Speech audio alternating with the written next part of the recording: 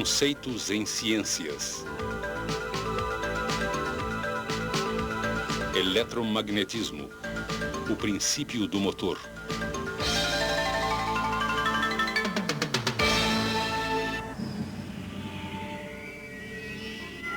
O ano é 2010. E na base lunar Alpha está sendo preparado um embarque de suprimentos para uma colônia em Titã. Os suprimentos foram carregados em uma cápsula especial que está entre um par de trilhos. Um computador liga uma chave e acelera uma cápsula rapidamente ao longo dos trilhos. A força que acelera a cápsula foi observada pela primeira vez pelo físico francês André Ampère em 1820. Ele observou que quando as correntes de dois condutores paralelos eram no mesmo sentido, os condutores se atraíam. Mas quando as correntes eram em sentidos opostos, os condutores se repeliam. Ampère concluiu que os campos magnéticos ao redor dos fios criavam forças de atração e repulsão. A regra da mão esquerda para o condutor prevê o sentido do campo ao redor de cada fio.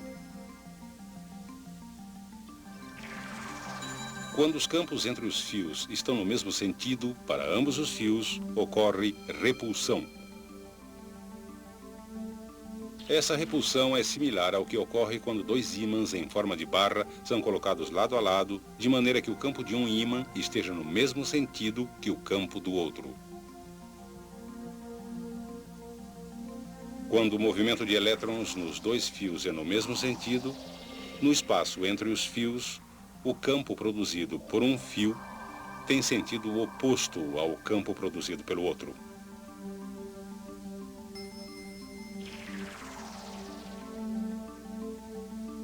O resultado é que os fios se atraem. Novamente, isso é similar a dois ímãs em forma de barra colocados de tal maneira que os campos entre os mesmos tenham sentidos opostos. Esses princípios explicam o mecanismo usado para lançar a cápsula de suprimentos. O lançador, denominado canhão de trilhos, consiste de dois trilhos que podem conduzir valores muito altos de corrente. A própria cápsula de suprimentos também é um bom condutor. Quando o canhão de trilhos é ativado, uma corrente muito alta flui por um trilho, passa para o outro através da cápsula e retorna, completando o circuito.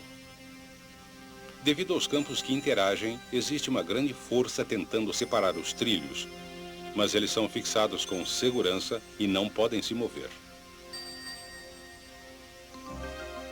O campo produzido pela corrente que passa através da cápsula fica no mesmo sentido que o campo entre os trilhos. Isso resulta em uma força repulsiva que empurra a cápsula.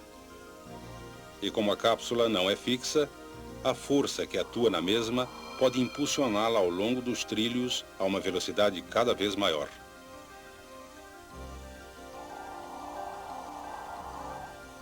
Podemos facilmente determinar o sentido da força em um condutor que conduz corrente colocado em um campo magnético. Se o fluxo dos elétrons for nesse sentido, o campo produzido ao redor do condutor irá interagir com o campo produzido pelos ímãs.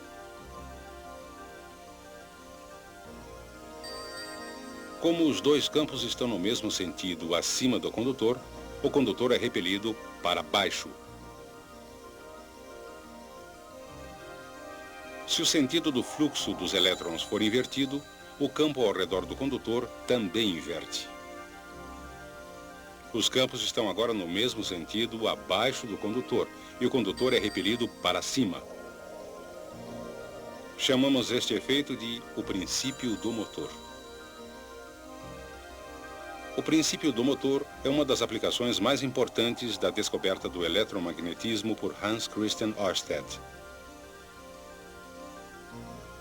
Mas foi o inglês Michael Faraday quem, em 1821, juntou tudo e desenvolveu o primeiro motor eletromagnético. O princípio do motor diz que, se um condutor que conduz corrente for colocado em um campo magnético externo, ele será submetido a uma força que é perpendicular, tanto ao sentido do movimento dos elétrons, como ao campo magnético externo.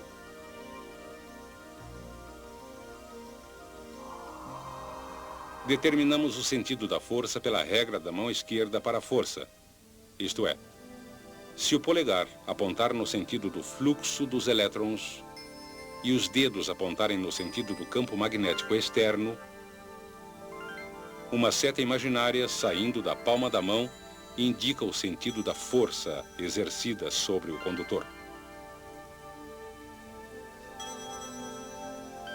Se a corrente for invertida, o polegar aponta no sentido do fluxo dos elétrons, os dedos apontam no sentido do campo magnético externo e a palma indica o sentido da força exercida no fio.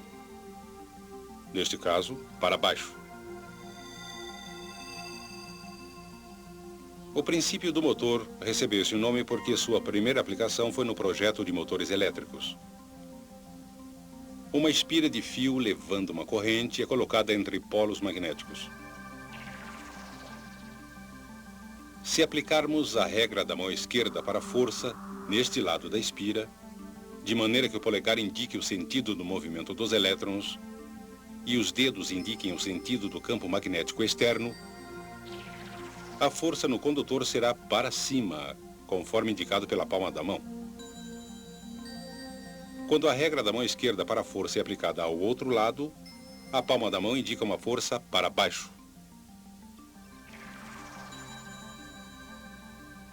Essas duas forças farão com que a espira gire ao redor de um eixo, até que a espira esteja vertical. Se ele girar passando a vertical, essas mesmas forças irão interromper a rotação e retornar a espira à posição vertical.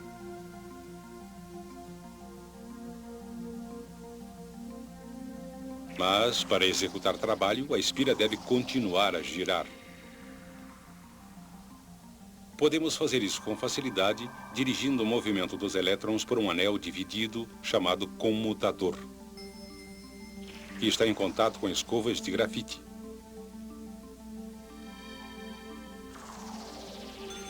Inicialmente, o movimento de elétrons é no mesmo sentido, como indicado anteriormente, e a espira gira como antes. Mas assim que a espira passa pelo plano vertical, o comutador faz com que o movimento de elétrons se inverta.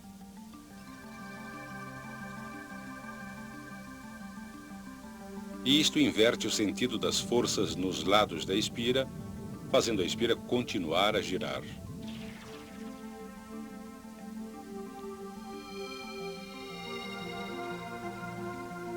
O comutador de anel dividido inverte o movimento de elétrons na espira a cada meia rotação, exatamente no instante em que é necessário manter a espira em rotação.